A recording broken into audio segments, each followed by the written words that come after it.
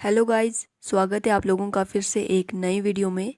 तो आज का जो हमारा टॉपिक है वो है आधिकारिक गोपनीय अधिनियम 1923, द ऑफिशियल सिगरेट एक्ट 1923। तो चलिए स्टार्ट करते हैं आज की हमारी वीडियो। भारतीय आधिकारिक गोपनीयता अधिनियम 1904 में लॉर्ड कर्जन द्वारा प्रस्तुत किया गया था। बाद में इसे आधिकारिक गोपनीय अधिनियम 1923 में बदला गया। यह अधिनियम ब्रिटिश काल से ही मौजूद है। एक सरल परिभाषा में आधिकारिक रहस्य अधिनियम कहता है कि कोई भी कार्य जो दुश्मन यानी विपक्षी देशों को देश के खिलाफ बुरे इरादों की साजिश रचने में मदद करेगा, उसे दंडित किया जाएगा।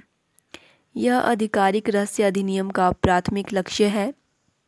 कानून का उल्लंघन करने वालों पर कुछ नियम और दंड लगाए गए हैं। यह अधिनियम यह भी सुनिश्चित करता है कि विद्युत सब स्टेशनों जैसी सरकारी साइटों जहां सरकार ने निषिद्ध किया हो जाने से के पास सार्वजनिक पहुंच की अनुमति नहीं है। आधिकारिक गोपनीयता अधिनियम 1923 यह भारत के महत्वपूर्ण कृत्यों में से एक है। अधिनियम में कहा गया है कि कोई भी व्यक्ति जो किसी दुश्मन देश या किसी व्यक्ति को भारत के खिलाफ साजिश रचने में मदद करता पाया जाएगा, वह कानून द्वारा दंडित होगा। यह कानून यह भी सुनिश्चित करता है कि आम लोगों को उस क्षेत्र के सार्वजनिक पहुंच या अतिक्रमण की अनुमति नहीं दी जाएगी जहां सरकार पहुंच पर प्रतिबंध लगाती है। यह अधिनियम भारत के बाहर रहने वाले भारतीयों, सरकारी कर्मचारियों सहित संपूर्ण भारत पर लागू होता है। इसके इतिहास विकास की बात की जाए तो ब्रिटिश औपनिवेशिक काल आधिकारिक रहस्य अधिनियम का पूर्ववर्ती भारतीय आधिकारिक रहस्य अधिनियम 1904 था, जिसे लॉर्ड कर्जन द्वारा अधिनियमित किया गया। 1904 में भारत आधिकारिक रहस्य अधिनियम 1889 में संशोधन किया गया और इसे 1904 में भारतीय आधिकारिक रहस्य अधिनियम बना दिया गया। इसके उद्देश्य की बात करें तो भारत में ब्रिटिश नीति की आलोचना करने वाले और लोगों में राष्ट्रवाद फैलाने वाले बड़े शक्तिशाली समाचार पत्र का दमन करने के लिए, उन अखबारों को दबाने और स्थानीय लोगों की आवाज़ को दबाने के लिए 1904 में भारतीय आधिकारिक रहस्य अधिनियम बनाया गया। आधिकारिक गोपनीयता अधिनियम 1923 यह इस अधिनियम का नया संस्करण है। इसमें देश के शासन में गोपनीयता शामिल है, जबकि 1904 का उद्देश्य केवल राष्ट्रवाद की भावना फैलाने वाले समाचार पत्रों को दबाना था। यह दो पहलुओं से संबंधित है, धारा 3 और धारा 5। धारा 3 में है जासूसी। गुप्त जानकारी कोई भी आधिकारिक कोड, पासवर्ड, स्केच, योजना, मॉडल हो सकती है या लेख, नोट, दस्तावेज या जानकारी हो सकती है। धारा 5 है अन्य गुप्त जानकारियों का खुलासा। इसके अंतर्गत सूचना देने वाला व्यक्ति और लेने वाला व्यक्ति दोनों आते हैं। इन दोनों को दंडित किया जा सकता है।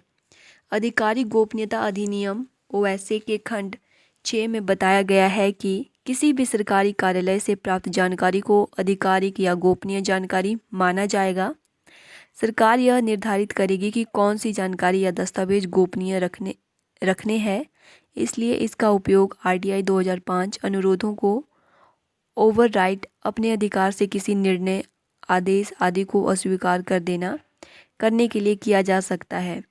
आरटीआई अधिनियम की धारा 22 ओएसए सहित अन्य कानूनों के प्रावधानों की तुलना में इसकी प्रधानता प्रदान करती है।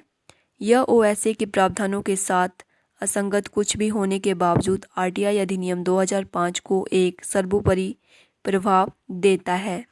लेकिन आरटीआई अधिनियम की धारा 8 और 9 के तहत थी। यदि सरकार किसी दस्तावेज को गुप्त के रूप में वर्गीकृत करती है तो सरकार प्रभाव रूप से जानकारी देने से इनकार कर सकती है।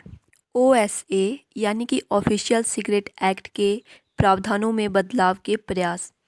1971 में विधि आयोग, लॉ कमीशन ओएसए के संबंध में टिप्पणी करने वाला पहला आधिकारिक निकाय बन गया। राष्ट्रीय सुरक्षा के खिलाफ अपराध पर अपनी रिपोर्ट में इसने कहा है कि यह इस तर्क से सहमत है कि केवल इसलिए कि एक परिषद को गुप्त या गोपनीय के रूप में चिह्नित किया गया है, उस पर अधिनियम के प्रावधान लागू नहीं होने चाहिए यदि उसका प्रकाशन हित में है। जनता का और राष्ट्रीय आपातकाल और राज्य के हित का कोई सवाल ही नहीं उठता। हालांकि विधि आयोग ने अधिनियम में किसी भी बदलाव की सिफारिश नहीं की। 2006 में इसरो प्रशासनिक सुधार आयोग में सिफारिश की ओएसए को निरस्त कर दिया जाए और इसके स्थान पर राष्ट्रीय सुरक्षा अधिनियम में एक अध्याय शामिल किया जाए जिसमें आधिकारिक रहस्यों से संबंधित प्रावधान हो। यह देखते हुए कि ओएसए लोकतांत्रिक समाज में पारदर्शिता के शासन के साथ असंगत था। एआरसी ने 1971 के कानून आयोग की रिपोर्ट का हवाला दिया जिसमें राष्ट्रीय सुरक्षा से संबंधित सभी कानूनों को एक साथ लाने के लिए एक छात्र अधिनियम पारित करने का आह्वान किया गया। 2015 में सरकार ने आरटीआई अधिनियम 2005 के आलोक में ओएसए के प्रावधानों पर गौर करने के लिए एक समिति का गठन किया था जिसे 16 जून 2017 को कैबिनेट सचिवालय को अपनी रिपोर्ट सौंपी थी। यह सिफारिश करते हुए कि ओएसए को अधिक पारदर्शी और आरटीआई अधिनियम 2005 के अनुरूप बनाया जाना चाहिए। प्रमुख मामले केस 1 है वैज्ञानिक एस नावी नारायण को निशाना बनाने वाला इसरो जासूसी मामला। ओएसए के तहत आपराधिक मुकदमे का सामना करना पड़ा और उन पर पाकिस्तान को रॉकेट और क्रायोजेनिक तकनीक सौंपने का आरोप लगाया गया। केस 2 है पूर्व राजनयिक माधुरी गुप्ता। 2018 में जब दिल्ली उच्च न्यायालय ने इस्लामाबाद में भारतीय उच्चायोग में कार्यरत माधुरी गुप्ता को आईएसआई इस्लामाबाद का आतंकी ग्रुप को संवेदनशील जानकारी देने के लिए 3 साल की जेल की सज़ा सुनाई।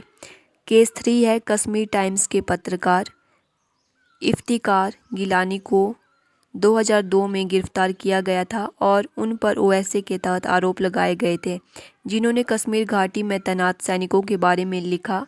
बाद में वह निर्दोष निकला।